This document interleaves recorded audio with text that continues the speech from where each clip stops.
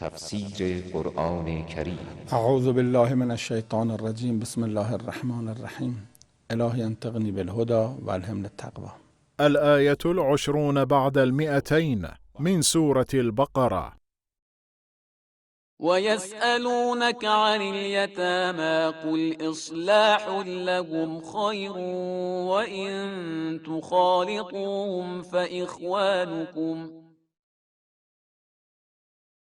والله يعلم المفسد من المصلح ولو شاء الله لأعنتكم إن الله عزيز حكيم. في الدنيا والآخرة. الظاهر أن هذا الجزء يرجع للآية السابقة، كما قال بعض المفسرين: ويسألونك عن اليتامى. هذه السورة الكريمة تطرقت كثيرا لأسئلة الناس، وفي مختلف الجوانب، في المحيض وفي القتال وفي الأهلة وفي الروح، وعن الإنفاق وعن الخمر والميسر.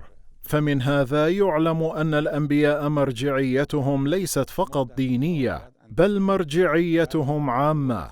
طبعا السؤال عن كل شيء لا يعني ذلك السؤال للسخرية أو لإضاعة الوقت، كأن يأتي أحد ويقول: لو سافرت إلى القطب الشمالي على رأس الكرة الأرضية فإلى أين أصلي؟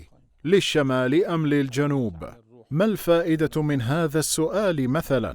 أنا الذي يسألني كهذه الأسئلة أقول له: إذا اشتريت التذكرة سأجيبك كيف تصلي. وهكذا أسئلة الفراغ. هناك من لا عمل له فيسأل عن فراغ كي يضيع وقته ووقت العالم. اسأل عن واجب أو محرم أو مستحب ومفيد أو أمر يحل مشكلة من مشكلات الآخرين.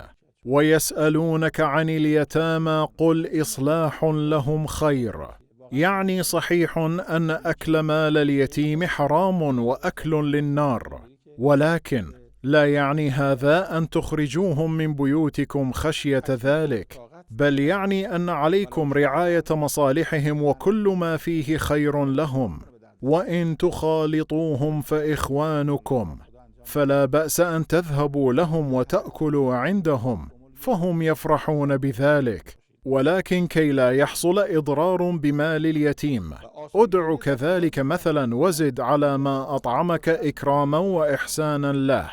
والله يعلم المفسد من المصلح باليتامى وأموالهم، فلا تغتروا بقدرتكم على أخذ مالهم بلا علمهم لضعفهم.